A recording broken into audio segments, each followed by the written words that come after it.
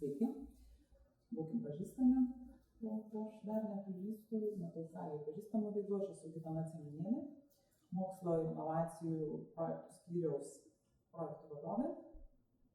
Agentūroje dirbu nuo 2011 metų sausio, vertinu paraiškas ir administruoju projektus.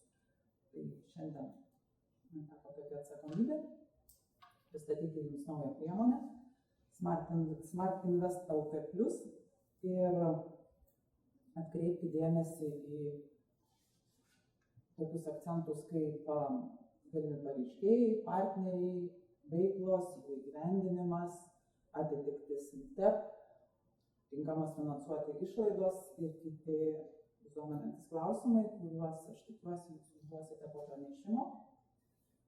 Ir mes konstruktyviai pabendrausime. Taigi, priemonė Smart Invest LT+. Iš tikrųjų, tai jeigu dar pradedant kalbėti apie šitą priemonę, turbūt reikėtų pažymėti, kad jinai iš tikrųjų turi daug panašumų su šiuo metu vykstančių kvietimų, su intelekto priemonė. Tikrai yra daug panašių nuostatų, tiesiog, jeigu tai populiariai būtų galima pasakyti, šita priemonė yra tarsi toksai atskiras koridoriukas užsienio kapitalo įmonėm, nes priemonės tikslas yra paskatinti užsienio kapitalo įmonės investuoti Lietuvoje į MTEP veiklas. Aš vartosiu šitą santrauką MTEP, tai moksliniai tyrimai eksperimentinė plėtra, kuriant čia įmonės ir investuojant, kaip ir sakiau, į MTEP. Taigi, projekto dydis. Ten šiek tiek mūsų tinklapyje informacija turbūt koreguosis dėl didžiausios galimos finansavimo sumos. Iš tikrųjų, didžiausia MTEP veiklai skiriama suma yra 3 milijonai eurų, infrastruktūrai sukurti yra 6,5 milijonų eurų ir organizacinių ir procesų inovacijų įdiegimui yra numatyta 500 000 eurų finansavimo suma. Mažiausia finansavimo lėšų suma projektui yra 50 000 eurų. Tai atsižvelgiant į visą kvietimui skirtą lėšų sumą, yra akivaizdu, kad atėjusi viena įmonė, pasiryžusi įgyvendinti visas tris veiklas, tiesiog gali suvalgyti visą kvietimui numatytą sumą. Dabar, jeigu pašnekėti apie pareiškėjus ir partnerius, jau ir esam klausimą gavę apie tai. Iš tikrųjų, užsienio kapitalo įmonė yra galimas pareiškėjas. Tai gali būti pagal aprašo sąlygas jau veikianti Lietuvoje įmonė, įsteigta įmonė anksčiau. Svarbu, kad tai būtų užsienio kapitalo, kad užsienietiška įmonė darytų lemiamą įtaką lietuviškai.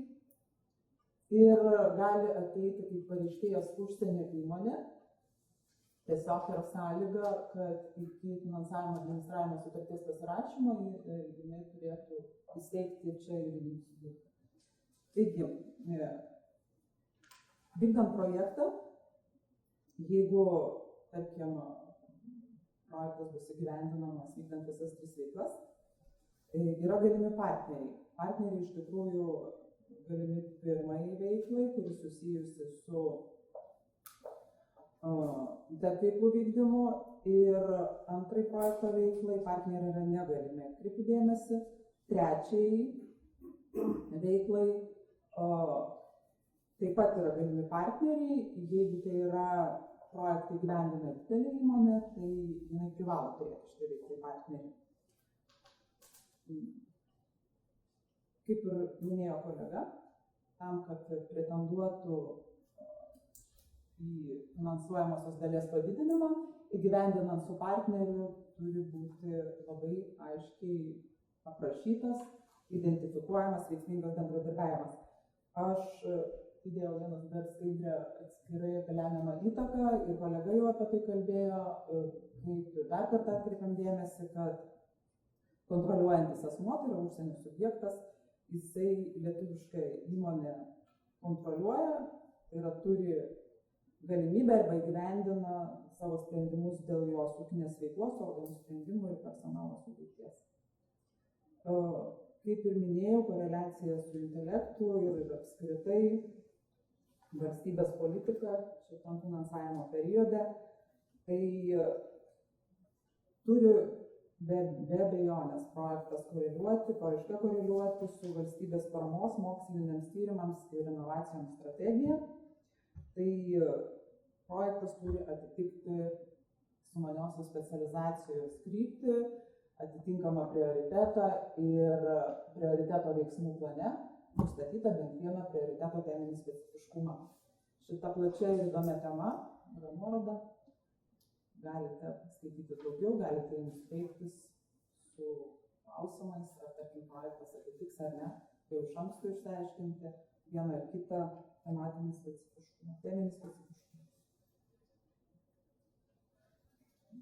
Dar kartą primenam pagrindinės sumaniosios specializacijos kryptis, kurias turi orientuotis projektas, prioritetus ir teminius specifiškumus tiesiog. Dėl vietos ir laiko sumetimo mes nedetalizuojam. Dabar reikėtų turbūt paminėti būtinai specialiuosius projekto atrankos kriterijus, minimus Smart Invest LT priemonės apraše. Tai vienas iš jų yra toks reikalavimas, kad ateinantis pareiškėjas, ateinantis įmonė, ne mažiau kaip 20% sukūriamų naujų darbo vietų dedikuotų tyrėjams. Ir kad šitos vietos turi būti išlaikytos atitinkamai 3 ir 5 metus, priklausomai nuo to ateina SVV subjektas ar didelė įmonė. Kitas labai svarbus reikalavimas, apie kurį mes irgi jau esam gavę ne vieną klausimą, tai apie investuotojo vidutinės metinės pajamas. Iš tikrųjų, yra apraše įsakmiai pasakyta, kad tai yra ir būtinai skaičiuoti ir visos grupės pajamas. Vadinasi, turėtume šitaip įsivertinti, kad ne tik investuotojas, bet ir visa grupė per paskutinius 3 finansinius metus iki paraiškos pateikimo pajamų turėtų ne mažiau kaip 1 milijoną eurų. Tai iš tikrųjų, matyt, reikalavimas susijęs su tuo, prašau, rengėjas, turiuomenį tai, kad vis tik yra laukiamos nemažos įmonės, nemažiukai subjektai ir tuo pačiu kita dalis šito punkto nurodo į nemažesnį negu 1% vidutinių metinių pajamų į tarp sritį. Ir taip pat yra reikalavimas, kad MTP veiklas investuotojas būtų vykdęs ne mažiau negu 1 metus iki paraiškos pateikimo. Galima klausimą? Prašau, tik mikrofoną. Galite pakartoti tiesiog. Kaip įrodyti, kad MTP veiklą užsienio įmonė, veiklą vykdo 1 metus? Kokiu dokumentu? Iš tikrųjų, tai yra aprašo 4 priedas. Mes tam prašome pateikti išsamią informaciją ir aprašyti apie šitą veiklą. O, aišku, tai neturėtų būti ten įprasti paslaugų kažkokie pirkimai. Ir kiekvieną atveją vertinsime atskirai, jeigu, tarkim, bus poreikis, vertintojas matyt paprašys tam tikrų papildomų dokumentų. Nes Lietuvos statistikos departamento yra pateikima informacija iš. Taip, čia būtų paprasčiau. Taip, tai tiesiog prašome užpildyti informaciją tiksliai ir išsame, taip, o atskirais atvejais prašysim papildomų dokumentų.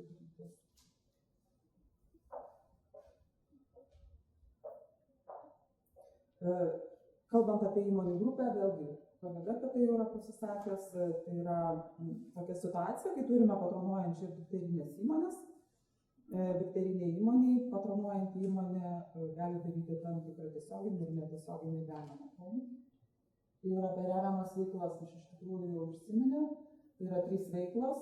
2 iš tikrųjų koreliuoja su intelekto priemonė, tai yra minkštosios taip vadinamos veiklos. Pagal aprašą 11 pirmas veikla. 11 veikla yra infrastruktūros kūrimas skirtos tarp veiklų vykdymui. Ir tokia naujovė šitai priemonėje, tai yra procesų ir organizacinės inovacijos, kurias, kaip minėjau, gali vykdyti didelė įmonė tik tai su ta sąlyga, jeigu jinai įsigyvendins su partneriu. Ir kaip ir kalbėjau, svarbi nuostata, kad veiklos turi būti vykdomos Lietuvos Respublikoje. Keliaujant prie 11.1 veiklos pagal aprašą, aišku, reikėtų ir dar kartą atkreipti dėmesį, ką mes traktuojame, ką mes apibrėžiame kaip mokslinius tyrimus.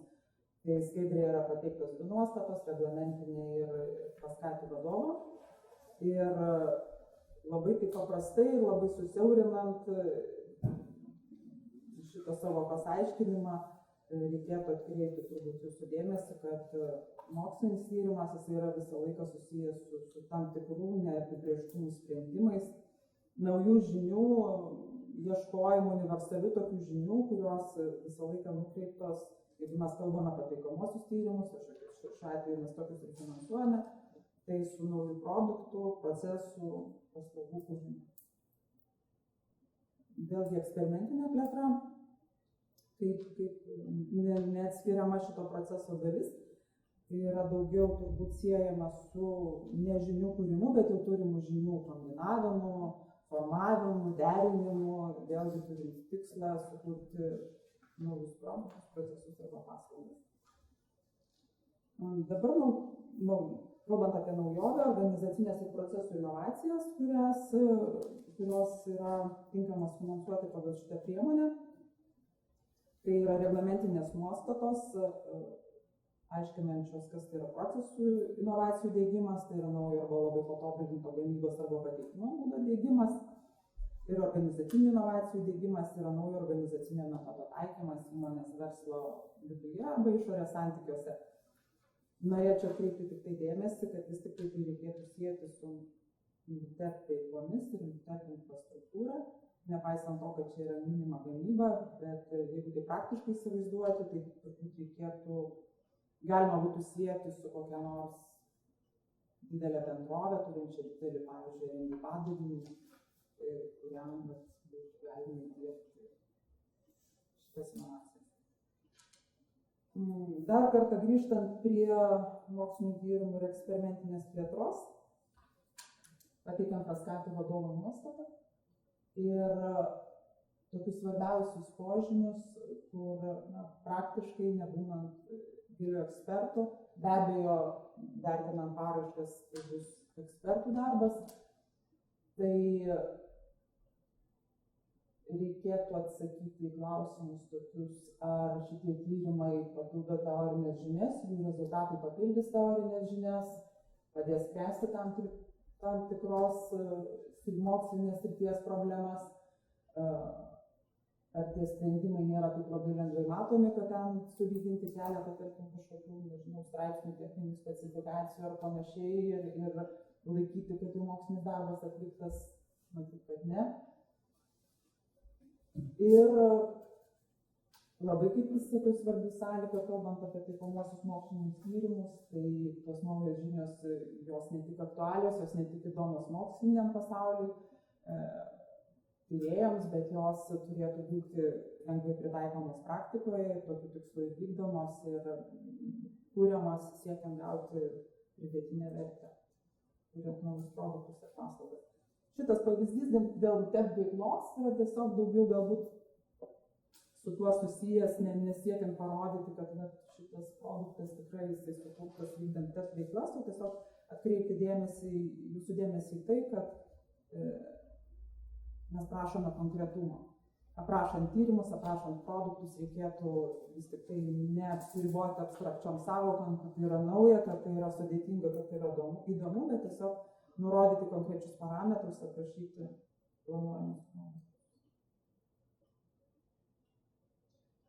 Tai toliau keliaujame prie antrosios veiklos, TEP ir inovacijų infrastruktūros kūrimo. Čia mūsų projektų rezultatai skaidrės, matosi, gal autorinės teisės nebus pažeistos, matosi pavadinimai. Dabar įdėta tokia skaidrė reglamentinė nuostata, aš vėl nelabai norėčiau plėstis, apie tai buvo kalbėta ir intelekto kvietime. Tiesiog akcentas yra tai, kad jeigu mes turime jau egzistuojančią įmonės infrastruktūrą, norim kažkokius papildomus prietaisus nusipirkti, kurios galbūt turim analogiškus, tai naujai įgyjami jie turėtų būti bent 2 kartus didesnės vertės, negu jau turimas ir šiuo metu įmonės balansai įtrauktas nudėjimo.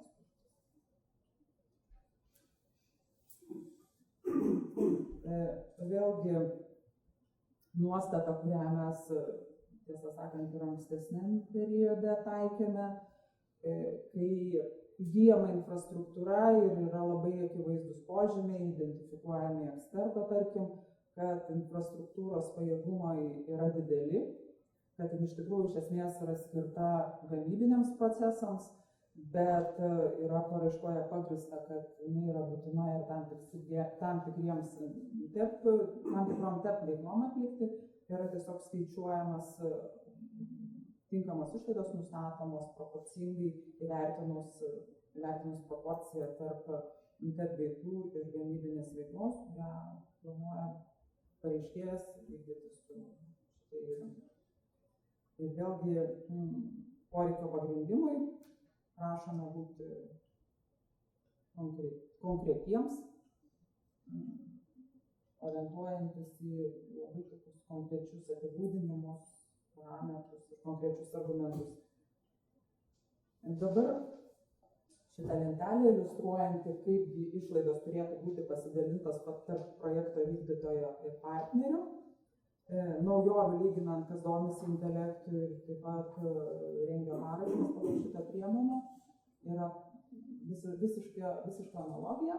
Pareiškėjas, jeigu įgyvendina projektą su privačiu juridiniu asmeniu, dengia ne mažiau 70 ir ne daugiau 70% išlaidų, jeigu su mokslo ir studijų institucija ne mažiau 50 ir ne daugiau 90%.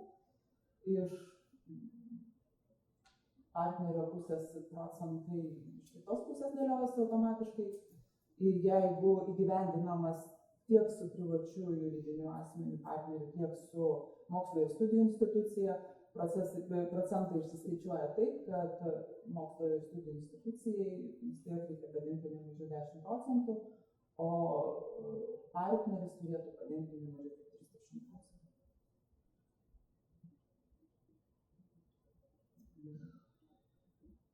Vėlgi dabar jeigu keliantis prie finansavimo intensyvumo, ne prie tinkamų išlaidų, o planuoti, kiek, trumpai tariant, negali tikėtis paramos, tai gyvendinant be partnerių moksliniams tyrimams dideliai įmonei galima tikėtis iki 50% finansavimo, labai mažai įmonei 70%, eksperimentiniai plėtrai finansavimo intensyvumas atitinkamai mažesnis, procesų ir organizacinių inovacijų diegimui, tiek vidutinė, tiek mažai įmonė gali tikėtis 50% finansavimo intensyvumo, didelė įmonė, šiuo atveju skaidriai įgyvendinama be partnerių, yra nefinansuojama.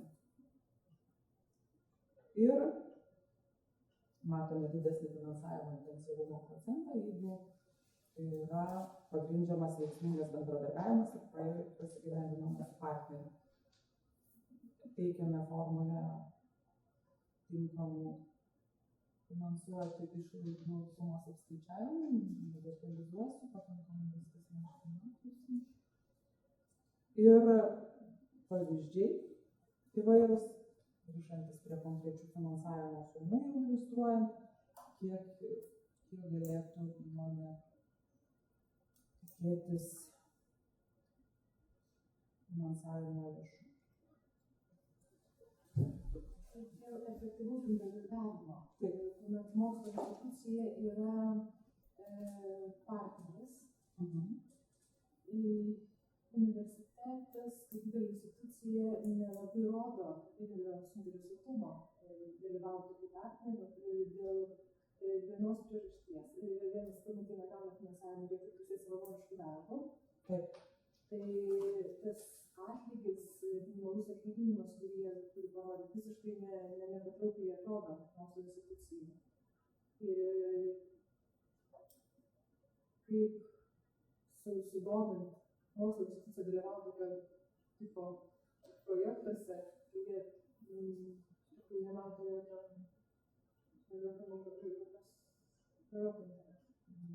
Aš suprantu jūsų klausimą, iš tikrųjų šitoje vietoje nelabai ko galim padėti.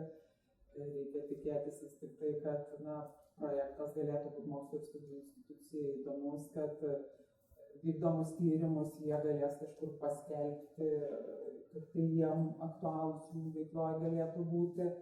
O iš tikrųjų nuostata dėl to savanoriško darbo, tai jinai šiam visam periodui galioja, čia ne tik šitam aprašui, taigi ta situacija tikrai intelekto kvietime ir nežinau, kolegos, gali kažką dar pridurti, nebent jums smagu.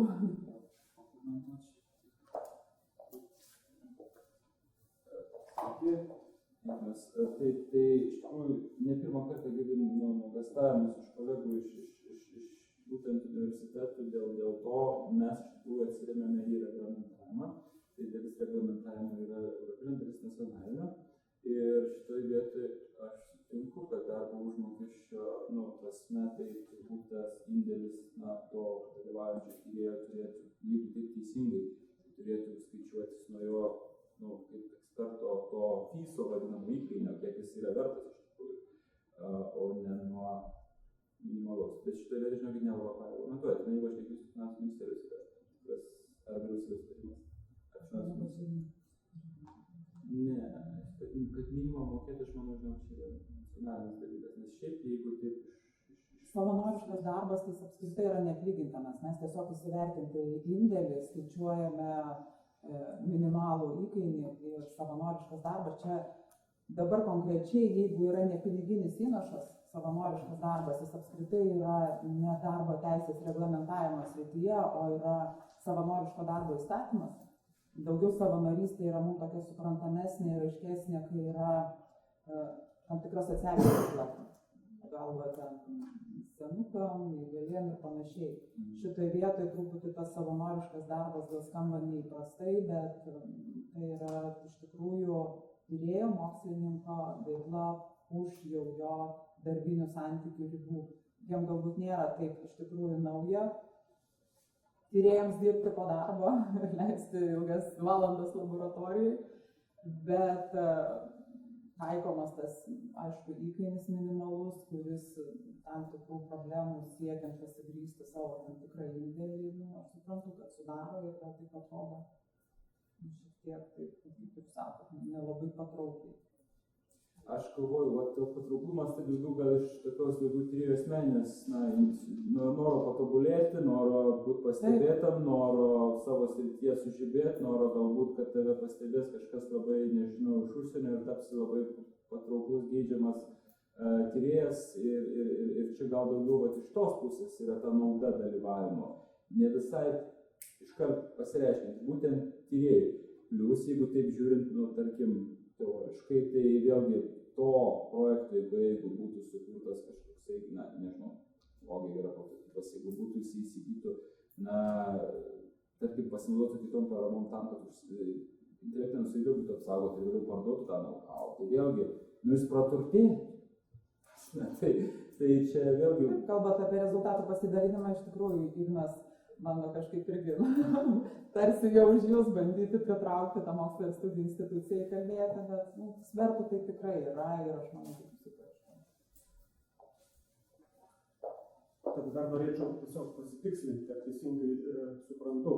Tai jeigu partneris, tarkim, lietuviška mokslo studijų institucija ir turi prisidėti 10%, kad ir tarkim savanoriškų darbų, jeigu NTEPO veiklos yra, tarkim, 2 milijonai eurų, tai 200 000 eurų savanoriško darbo, čia yra mission impossible. Jo. Tai yra sudėtinga iš tikrųjų, bet gali prisidėti tinkama finansuoti išlaidom 10% ir kalbėti finansavimą. Ir kitas klausimas būtų, ar tada partneris gali tikėtis paramos, dalies? Taip, kaip didelė įmonė.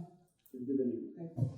Aišku, mokslo studijų institucija gali būti atskirais atvejais, ten yra tam tikros, nenorėčiau sakyti išimtis, bet pagal reglamentavimą, tai gali būti ir vidutinė įmonė ir galbūt net mažai, jeigu mes kalbam apie privačias. Taip.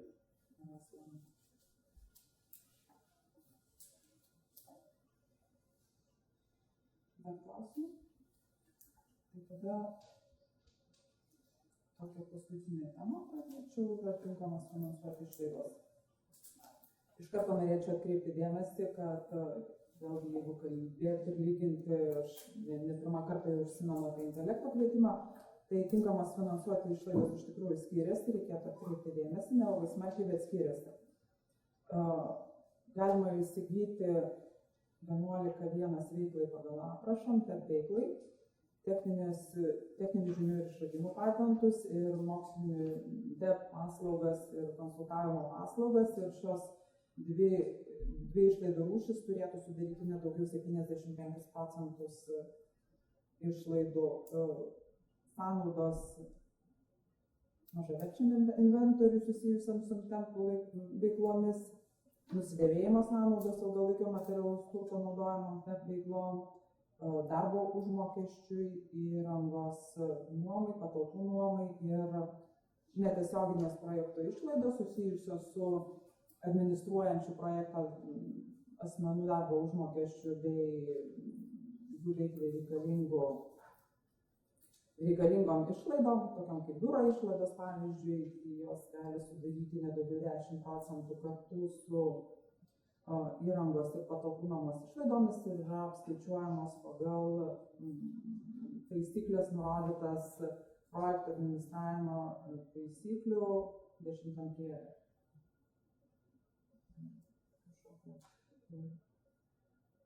Kietosiam vadinamom projekto veiklom tinkamos finansuoti išlaidos yra statybos, rekonstravimo, kapitalinio remonto, baldų tyrėjų ir pagalbinio personalo darbo vietoms, kompiuteriniai technikai ir programiniai įrangai, kurie turėtų sudaryti nedaugiau kaip 50% veiklai skirtų išlaidų, išlaidos patentam ir licenzijom ir įrengimams, prietaisams įvairiems įrankiams ir renginiams, kurios yra skirtas TEP veiklai vykdyti. Ir yra tokia vėlgi naujovė, kad tinkamas yra finansuoti lizingo išlaidos, jeigu yra pagrindžiama, kad finansinė nuoma yra naudingesnė negu pirkimas iš karto ir sąlyga tai yra tokia, kad turi lizingo sutartis pasibaigti kartu su projekto veiklomis, kad nesitęstų ilgiau.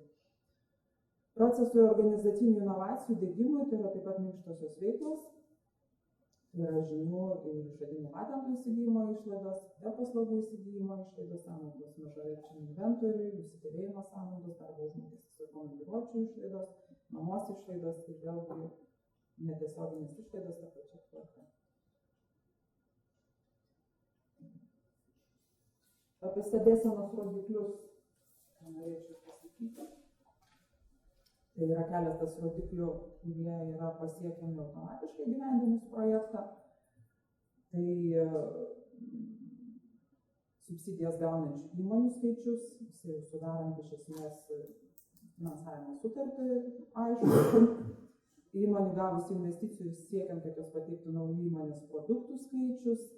Tai vėlgi iš finansavimo sutarties bus aišku dalyvaujančių projekte įmonių skaičius, kurios sieks įgyvendinus projektą pateikti naujų produktų rinkai. Taip pat privalomas stebėsenos rodiklis yra investicijas gavusiose įmonėse sukurtos tyrėjų darbo vietos. Tai yra rezultato stebėsenos rodiklis, norėčiau atkreipti į nuostatą nurodyta rodiklio skaičiavimo metodikoje, kad yra neįskaičiuojamos tik projektų sukurtos tyrėjų darbo vietos. Ir dar vienas pasirenkamas privalomas rodiklis yra privačios investicijos į projektą, kur privati investicija yra laikoma projekto vykdytojo indėlis į tinkamas ir netinkamas finansuoti išlaidas. Na ir paketas pasirinktinų stebėsenos rodiklio įmonių, kurios bendradarbiauja su tyrimo institucijomis skaičius, produkto rodiklis naujai sukurtos darbo vietos, prototipai. Dėl šito rodiklio gali būti, kad bus pasikeitimų, reikėtų sekti informaciją mūsų tinklapyje, kaip pavėluotai mes kreipiamės į ūkio ministeriją, kad vykdant minkštąsias projekto veiklas, konkrečiai 11.1 veiklą, galbūt tikslinga būtų įtraukti stebėsenos rodiklį kaip prototipo sukūrimas, bet tai tikrai nereiškia, kad mūsų steigėjai tai atsižvelgs, tiesiog toks mūsų trupučiuką pavėluotas sugrįžimas. Ir savo pristatymą norėčiau užbaigti skaidrę apie produkto inovacijos reikšmingumo lygį. Tai bus svarbu paraiškos naudos ir kokybės vertinimo etape, kadangi atitinkamai bus skiriami balai už įvykdžius projekto veiklas įgyvendinus, planuojama sukurti produkto reikšmingumo lygį. Ar tai yra pasaulinio lygio inovacija? Aišku, nelabai galbūt daug tikimės, bet ką gali žinoti. Rinkos lygio inovacija ir įmonės lygio inovacija. Dėl kitų dviejų naudos ir kokybės vertinimo kriterijų, kurie yra pritrauktų privačių investicijų dydis projekto įgyvendinimo metu ir 3 metus prie projekto bei sukurtos tyrėjų darbo vietos. Ilgiau neapsistočiau, apraše ten yra tam tikrų netikslumų, tai metodika, kadangi bus tikslinama, tiesiog siūlau sekti informaciją mūsų tinklapyje, bet jų ten net ir po patikslinimo jie yra tikrai pakankamai aiškus. Pritrauktas privačios investicijos projektų įgyvendinimo metu, kaip ir sakiau, apskaičiuojamas vertinus dydį tinkamas ir netinkamas išlaidas verslo plane. Jūs tiesiog irgi turėtumėte sudėlioti skaičius, pagal kuriuos būtų galima šitą dydį įvertinti. Tai turbūt viskas laukia. Ar teisingai suprantu, kad šitoje priemonėje, jeigu veiklos visus turi būti vykdomos Lietuvoje, tai pirkimai tiek techninių žinių, paslaugų ir visų kitų iš užsienio įstaigų negalimi? Ne, kodėl? Paslaugom tai negalioja, kadangi jūs vis tiek mokėtojas, veikiate Lietuvos Respublikoje, sumokote visus mokesčius įsigydami tą paslaugą, o negalime mes riboti, čia šitoje vietoje turbūt būtų Europinės teisės specialistai gal pakomentuos, ir tiesiog diskriminavimas. Tai jeigu, tarkim, ten kažkokį tai mokslinį tyrimą daro Vokietijos universitetas, tai ok. Taip, viskas tinka.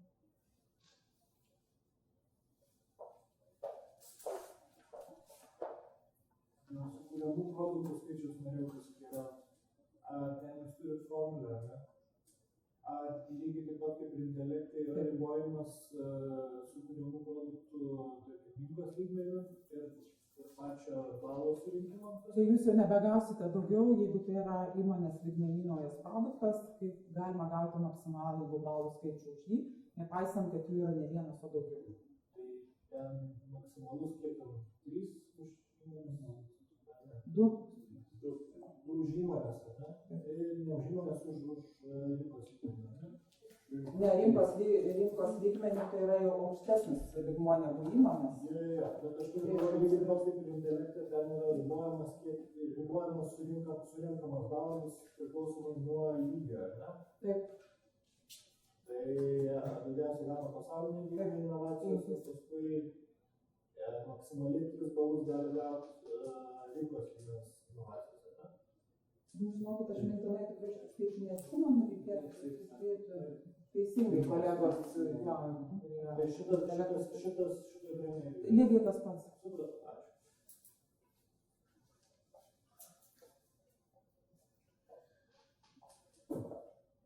Dar turim porą klausimų iš administracijos žiūrinčių žmonių, tai tiesiog pasakysiu Gitaną, bandykime atsakyti.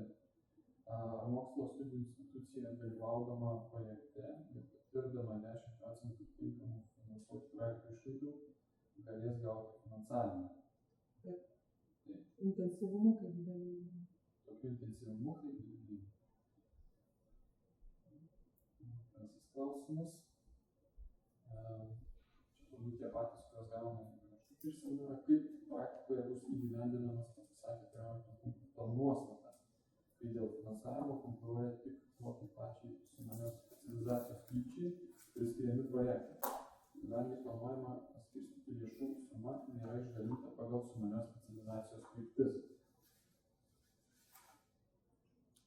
Labai tiksliai negalėsiu iš tikrųjų atsakyti. Mes diskutavom taip pat ruoždamėsi šitam seminarui dėl būtent šitos nuostatos, kadangi apraše nurodyta konkuruoja, tokiu atveju turėtų būti nurodytos konkrečios sumos skirtos kiekvienai krypčiai, kadangi to nėra padaryta, tai tiesiog darom prielaidą, kad tai yra toks, šioks toks netikslumas, dėl kurio mes kreipsimės į aprašų rengėjus, bet pagal tai, ką mes apraše skaitome šiai dienai, mes manome, kad jie tiesiog nekonkuruoja, bet turi atitikti tam tikrą sumaniosios specializacijos krypties prioritetų teminio specifiškumą. Ir trečiasis klausimas dėl studijų mokslo institucijų prisidėjimo savo lėšomis. Ar privati organizacija, pareiškėjas, gali savo lėšomis paremti studijų mokslo institucijai priklausančią dalį?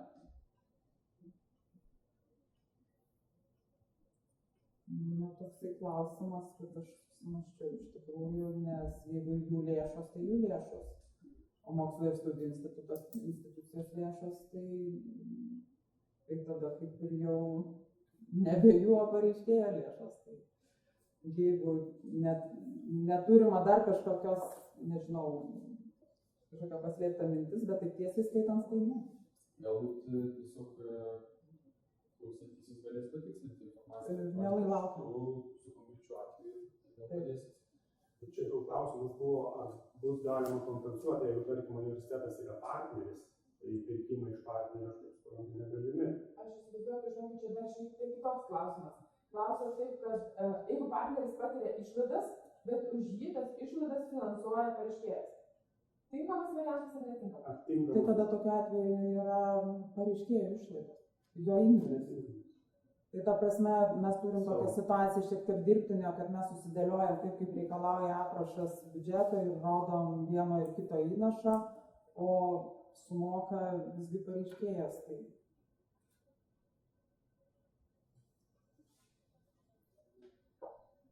atsakymas irgi formalus problema. Tai nekompensuoja. Tai jeigu sumoka pareiškėjas, tai pareiškėjo išlaidos yra tinkamos?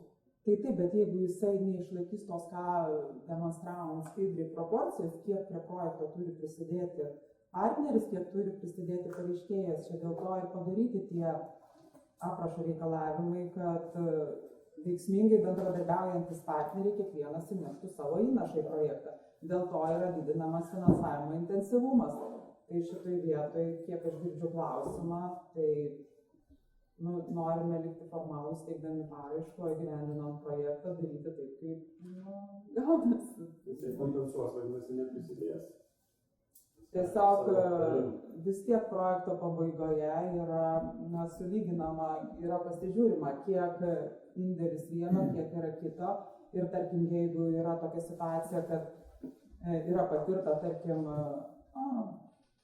mažiau negu 30% partnerių išlaidų, tai gali tekti sugrąžinti dalį finansavimo sumos, kiek, kad vėlgi išlaikyti tą proporciją. Aišku, ten galimi individualūs atvejai, jeigu tai bus pagrįsta, pavyzdžiui, ar ten kažkokios labai objektyvios priežastys. O paskolos sutartis gali būti? Partneriai. Ta prasme, tam, kad jisai turėtų savo dalį projektą, kad būtų padengta tarkim dalis, ar gali įmonė kaip partneris suteikti paskolą tai pačiai mokslo studijų institucijai ar tam partneriui? Kad būtų užtikrintas indėlis. Mokslo institucija negalės įvykti paskolos. Tai galbūt. Bet čia jau yra, suprantat, susitarimai, kurie iš tikrųjų mums kaip vertintojam, kaip administratoriam projekto nėra šitoj vietoj, svarbus, ar mes tokių dalykų, iš tikrųjų, turbūt gal ir neklausim, nes mes turime matyti išlaidas vieno, išlaidas kito ir išlaidų pagrindimo dokumentus, kad ir vienas, ir kitas patyrė šias išlaidas. Kokie ten toliau vyksta susitarimai, sutartis, paskolos, visi kiti dalykai tarp šitų asmenų.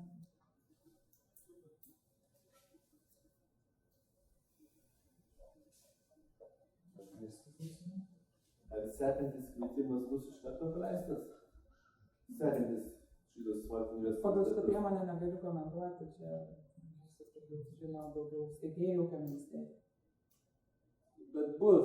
Kad bus tai tikrai, o kada tiksliai tai... Ta prasme, reguliariai, reguliariai šiemet, ar neturim planų?